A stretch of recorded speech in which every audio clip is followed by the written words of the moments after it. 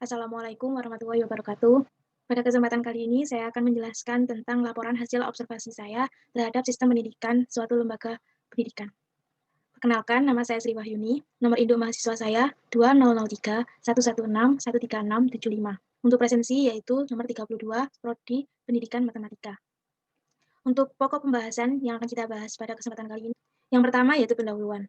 Latar belakang. Pendidikan adalah salah satu faktor untuk menentukan suatu negara tersebut maju atau tidak. Nah, selain pendidikan tentang ilmu pengetahuan, pendidikan lainnya perlu ditanamkan untuk generasi muda, yaitu pendidikan karakter dan pendidikan multikultural. Pendidikan karakter dan pendidikan multikultural juga harus ditanamkan sejak dini agar terciptanya generasi emas yang berakhlak, cerdas, dan berbudi luhur. Pendidikan multikultural diharapkan menjadi fondasi awal terciptanya masyarakat yang memiliki sikap toleran yang baik dan demokratis dengan apa yang terjadi di sekitar mereka.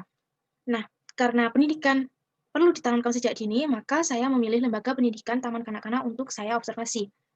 Perlu diketahui bahwa pendidikan Taman Kanak-kanak atau TK adalah salah satu pendidikan prasekolah yang muridnya berada pada rentang usia 4-6 tahun yang memiliki rasa keingintahuan yang sangat besar sehingga diperlukan sebuah pendidikan agar perkembangan mereka dapat terarahkan ke jalan yang baik.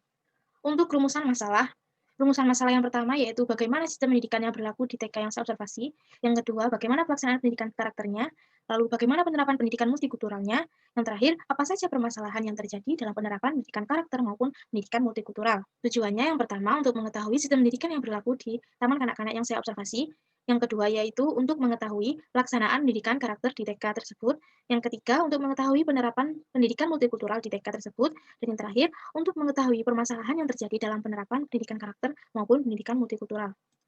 Untuk metode penelitian, bagian objek observasi, lembaga pendidikan yang saya observasi adalah Taman Kanak-kanak yang berada di daerah Lumajang. Untuk metode penelitiannya, saya melakukan wawancara langsung dengan kepala sekolah TK yang saya observasi. Untuk waktu pelaksanaannya, wawancaranya saya laksanakan pada hari Jumat, tanggal 26 Desember 2020, pukul 9 waktu Indonesia Barat sampai dengan selesai. Untuk tempat pelaksanaannya, yaitu saya melaksanakan wawancara di kediaman kepala sekolah TK yang saya observasi. Untuk yang selanjutnya yaitu sistem pendidikan yang berlaku. Untuk kurikulum yang berlaku di TK yang saya observasi, itu menggunakan kurikulum 2013. Untuk kegiatan pembelajarannya, pada pukul 7.15 sampai 7.30, mereka biasanya melakukan senam pagi. Lalu pukul 7.30 sampai 8 pagi, mereka melakukan kegiatan awal. Kegiatan awal ini seperti berdoa dan sebagainya. Untuk selanjutnya yaitu pukul 8 sampai pukul 9, yaitu kegiatan inti. Untuk kegiatan intinya yaitu belajar tentang bagaimana menggambar, bagaimana cara melipat, mencocok, dan kegiatan yang menghasilkan lainnya. Pada pukul 9 sampai pukul 9.30 yaitu waktu mereka untuk istirahat. Pada pukul 9.30 sampai pukul 10 pagi adalah kegiatan akhir, di mana mereka melakukan kegiatan penutupan dengan bercerita yang dilakukan oleh guru, dengan mengulas kembali kegiatan yang dilakukan mulai dari awal mereka sekolah.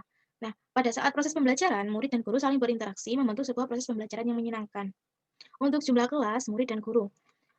Untuk kelasnya ada dua, yaitu kelas A dan kelas B. Nah, untuk setiap kelas itu ada beberapa rombel, ada yang 2 rombel, ada 1 rombel tergantung tahun ajaranya, tergantung jumlah siswanya. Nah, untuk jumlah murid yang sekolah pada tahun ajaran 2020-2021, yaitu berjumlah 38 murid. Dengan jumlah guru yang ada di TK ini berjumlah 5 orang beserta kepala sekolah mereka. Nah, untuk sistem penempatan gurunya dilakukan dengan menempatkan satu guru dalam satu ruang kelas untuk bertanggung jawab penuh terhadap jalannya proses pembelajaran di kelas tersebut. Peralihan atau pergantian guru dalam bertanggung jawab terhadap kelas tersebut biasanya dilakukan selama 2 tahun sekali. Fasilitas yang diberikan pihak sekolah yang pertama yaitu ruang kelas, yaitu tempat biasanya mereka melakukan kegiatan belajar mengajar, lalu drum band. Nah, drum band ini aktivitas di mana peserta didik bisa mengembangkan potensi mereka terhadap seni musik. Yang ketiga yaitu aula. Aula ini biasanya digunakan sebagai tempat kegiatan outbound mereka. Lalu permainan. Untuk metode penerimaan siswa baru, murid yang mendaftar di TK ini pasti akan diterima. Bahkan guru-guru ikut berperan aktif berkunjung ke rumah-rumah, mungkin anak dari mereka mau sekolah di TK tersebut agar mendapatkan pendidikan yang memadai. Perlu diketahui bahwa TK yang observasi ini bukan bagian kota, jadi perlu sosialisasi yang lebih karena penduduknya tidak sebanyak yang ada di kota. Model pembelajaran semasa pandemi. Proses pembelajaran dilakukan dengan cara door to door di 2 bulan awal pembelajaran semester 1 ini. Pada metode ini, setiap siswa memiliki kesempatan 1 kali dalam seminggu untuk berinteraksi langsung dengan guru pengajar. Dikarenakan kondisi pandemi yang tidak memungkinkan, akhirnya sistem ini diberhentikan dan diganti dengan full daring. Di mana dalam hal ini, orang tua masing-masing siswalah yang berperan aktif dalam mengawasi tumbuh kembang anak dengan menerima tugas dan pembelajaran dari guru melalui daring. Untuk penilaian perkembangan anak dilihat dari pada saat 2 bulan pertama yaitu door to door dan melihat foto dan video penugasan kepada murid yang dikirimkan melalui orang tua mereka. Pendidikan karakter. Pelaksanaan pendidikan karakter di TK ini dilaksanakan dengan melakukan pembiasaan-pembiasaan yang positif, seperti pembiasaan diri sebelum belajar atau beraktivitas harus berdoa terlebih dahulu. Hal ini dilakukan dengan cara berdoa sebelum jam pertama dimulai, berdoa sebelum pulang, dan lain sebagainya. Sehingga diharapkan murid-murid saat di rumah juga terbiasa berdoa sebelum melakukan sebuah aktivitas. Selain itu, mereka juga dibiasakan untuk memiliki jiwa kemandirian. Nah, kemandirian ini dilatih dan dibiasakan dengan cara contohnya makan sendiri. Lalu berani mengikuti pelajaran dengan guru saat di sekolah tanpa didampingi orang tua di kelas. Menurut wawancara saat masih berada di kelas golongan A, rata-rata anak masih takut untuk berekspresi. Namun, menurut penuturan kepala sekolah, saat mereka sudah beranjak dari golongan kelas A ke golongan kelas B, mereka sudah tidak takut lagi untuk berekspresi, mandiri, dan peduli terhadap lingkungan sekitar. Nah, selain kebiasaan-kebiasaan yang sebelumnya saya sebutkan, kebiasaan ini yaitu dengan melaksanakan upacara setiap hari Senin. Dengan dikenalkannya pembiasaan tersebut, diharapkan siswa dapat mengenal lebih tentang negara Indonesia. Dengan begitu, mereka bisa memiliki rasa cinta tanah air. Hal ini sangat penting dilakukan mengingat mereka adalah generasi emas penerus bangsa ke depannya. Setiap peringatan Hari Kemerdekaan juga biasanya diadakan lomba-lomba guna memeriahkan 17 Agustusan. Nilai religius juga ditanamkan pada murid TK di daerah Lumajang ini. Mereka membiasakan diri membaca ayat suci Al-Quran dan Asmaul Husna 15 menit sebelum kegiatan pembelajaran dimulai. Dari pembiasaan ini, mereka telah menghafal beberapa surat pendek dan hafal Asmaul Husna. Nah, dengan pembiasaan ini, diharapkan mereka semakin mendekatkan diri kepada Allah dan menjadi insan yang berakhlakul karimah. Kita ketahui bersama bahwa masing-masing anak, masing-masing individu itu pastinya memiliki karakter yang berbeda, memiliki kebiasaan yang berbeda. Nah, perbedaan karakter tiap individu ini menjadi tugas guru untuk memberikan arahan dan mengawasi perkembangan diri tiap anak. Penyimpangan-penyimpangan seperti bertengkar dengan teman sudah menjadi hal lumrah mengingat mereka adalah seorang anak-anak yang belum mengerti apa-apa. Nah, dalam hal ini, gurulah yang bertugas untuk menenangkan dan mendamaikan apabila ada yang bertengkar. Apabila masalah yang dibuat sudah dalam kategori yang tidak wajar dan merupakan hal yang serius, guru akan memanggil orang tua untuk membahas permasalahan dari si anak. Penilaian pendidikan karakter dimasukkan ke dalam kolom penilaian pengembangan diri. Selanjutnya, yaitu pendidikan multikultural. Kemultikulturalan yang ada di TK ini tidak begitu menonjol, mengingat murid dan guru di sana berada pada rumpun yang sama, yaitu wilayah yang ada di Kabupaten Lumajang. Namun tak mengelak, ada poin-poin tertentu yang menjadikan mereka berbeda satu sama lain, entah itu agama, suku, maupun penggunaan bahasa.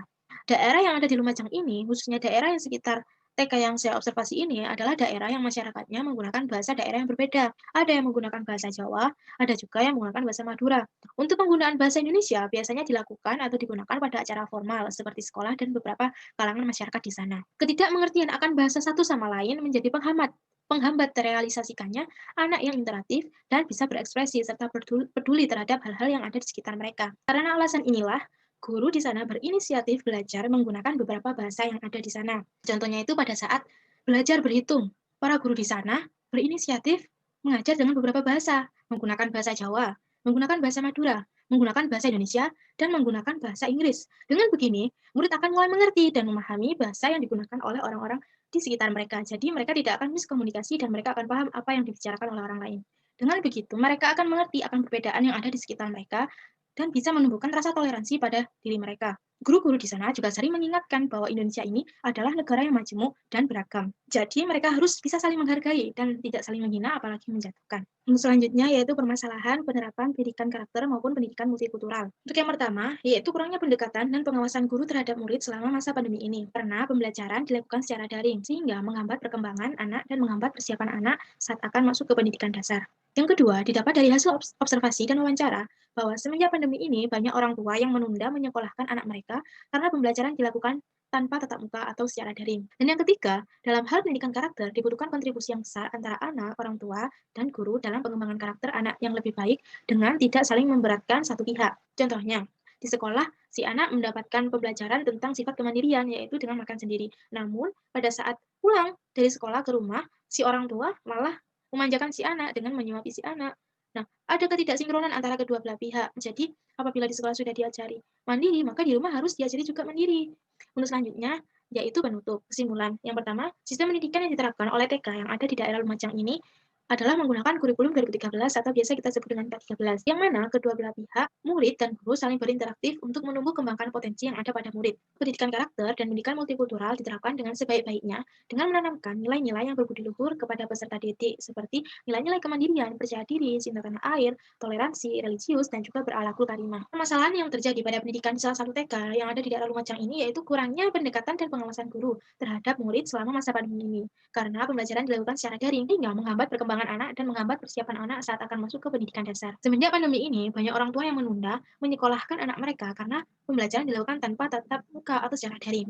Juga adanya ketidaksinkronan apa yang diajarkan di sekolah tidak diterapkan di rumah karena orang tua yang terlalu memanjakan anak mereka. Berdasarkan kesimpulan yang sudah disampaikan sebelumnya, ada beberapa saran. Yang pertama, orang tua harus turut berkontribusi terhadap anaknya dengan melakukan pembiasaan yang sudah diajarkan kepada peserta didik di rumah. Seorang peserta didik yang baik pun haruslah mampu menghargai dan memahami apa yang ada di sekitar mereka, serta mengamalkan nilai-nilai kebaikan yang sudah diajarkan kepada mereka sebelumnya. Seorang guru adalah panutan peserta didik mereka dalam melakukan satu tindakan, maka diperlukan kehati-hatian jika berurusan dengan peserta didik. Sekian, terima kasih. Cukup sekian presentasi saya. Apabila ada kekurangan, mohon maaf sebesar-besarnya. Saya akhiri. Wassalamualaikum warahmatullahi wabarakatuh.